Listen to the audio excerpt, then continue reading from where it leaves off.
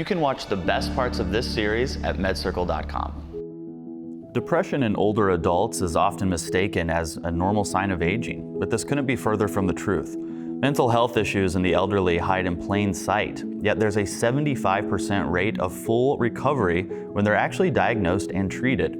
So we sat down with Dr. Domenick Sportelli to get the education needed to manage this highly treatable yet underdiagnosed disease. Welcome to the MedCircle original series, Geriatric Depression, Overcoming It and Aging Gracefully. Let's first talk about what depression looks like in someone who is 65 or older. Depression in an elderly person may look a little bit different. It's going to follow the same diagnostic criteria as major depressive disorder that we know in young adults and adults, but it may present differently. And what we might see is less social interaction, more apathy, meaning they don't really feel anything. You'll ask them, are you depressed? And, no. Yeah. But do you feel good? No. There's just apathy. You see that more in the geriatric population. But more importantly, what you're seeing in this population, Kyle, is that they don't talk about it. They fly under the radar so easily that they're not being treated. And what's frustrating for me as a doctor is I know statistically that there are effective treatments for this population, incredibly effective treatments. Some studies say that up to 75% of the geriatric population with mental health issues can be successfully treated. It's good news. It's great news. Yeah. But we have these statistics where potentially 20% of people over the age of 65 have a mental health disorder, 6% potentially have severe depression, almost 4% have anxiety. That number skyrockets when you're talking about nursing homes, when you're talking about in-home healthcare, up to 15% of those patients have severe depression. So we're talking about a patient population that has a problem, that has an incredibly high suicide rate, and is not being appropriately diagnosed and treated. Why are they not being properly diagnosed and treated? So a few reasons. Number one, the patient themselves are less likely to come to any of their doctors and say, I'm having a problem with a mood disorder. That's first and foremost. Yeah. They're the least likely demographic to say, I'm depressed. That geriatric population comes from a time period where mental illness was weakness. Mental illness is a character flaw. Mental illness is not a medical diagnosis. It's not something to tell my medical doctor that's treating my arthritis. I'm not going to talk to them about that. So they don't talk about it. And that's why not only this is great for supporters and loved ones of individuals that may be experiencing this, because you may be the one that needs to point it out. Yes. You may be the one that needs to go with them to the doctor and bring these things up. So it flies under the radar because they don't acknowledge it. They don't even have the insight to realize that they're so depressed. And the supporters play such a critical role in getting somebody who's older the help they need for any mental health problem, but especially depression, because you're saying there's a lot of ways and a lot of things that we can look out for to see if somebody we love might be depressed. Absolutely. What are those? Screening tools, for example, or just things to look out for. But Kyle, I have to say one thing, is the fact that so many people think that depression is a normal process of aging. Oh, like you should get depressed if you get older. It's just part of getting old. So people go, I'm serious. No. I mean, this is incredibly important. So, you poll the audience and you say, do you think your dad's depressed? I think some people are going to go, I just thought that was part of him just, he's retired, he sits on the couch, he doesn't really do anything anymore. That's how life looks when you're 72. That's just how life looks, but it doesn't. No. That's the important point, that the majority, remember, we talk like 20% have mental health issues, 6% with depression. But that means in the 90th percent or 80th percent, people are living fruitful, active, fun, engaging lifestyle into their golden years and through their golden years. So it's not a normal part of aging. I think that needs to be the take-home message here.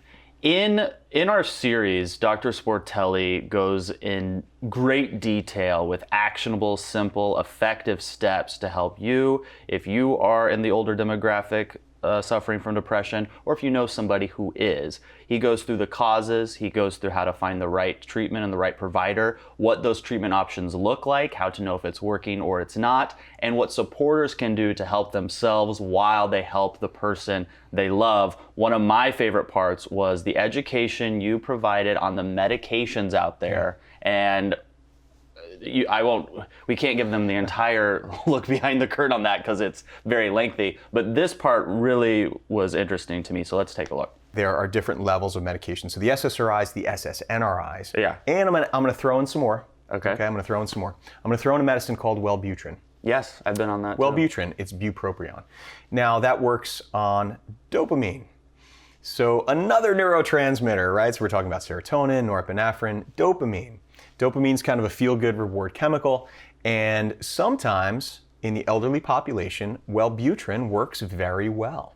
Okay, so it's something that your doctor may also prescribe. I want people to know one thing about Wellbutrin, that it lowers your seizure threshold. And what that means is it makes it easier for you to have a seizure. So if you have a seizure dysfunction or an issue, or you're an alcoholic and you deal with alcohol withdrawal, which predisposes you to seizures, Wellbutrin's not your medicine. This is all about education. I want people to be armed with that information. Okay? Is Wellbutrin an SSRI? It's not. It's a completely different class. It's not an SSRI or an SSNRI. It's in its own little separate class because it works on dopamine. It's a dopamine reuptake inhibitor. Got it.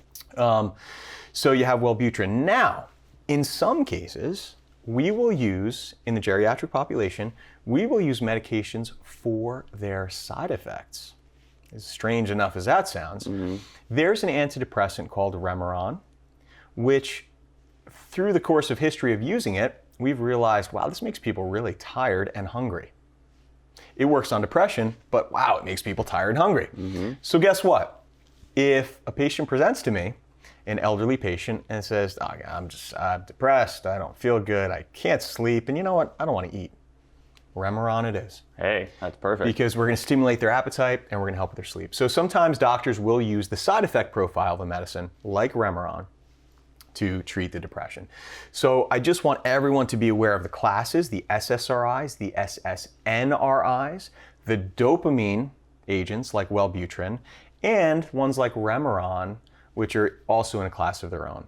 But you're going to hear these names from your doctor and you're armed and ready to ask questions. And because they're older, they really have to start on the lowest dose possible and work your way up from there. From a medical perspective, their physiology is different. Their metabolism is different. Their liver's ability to metabolize these medications, their kidney's ability to excrete these medications may be altered. Not to mention, they're more likely to be on a lot of medications for other things that may interact with those medicines, and not only interact with those medicines, they may be on medicines that may be causing the depression. Yes, that was huge. Medications that cause depression. Right.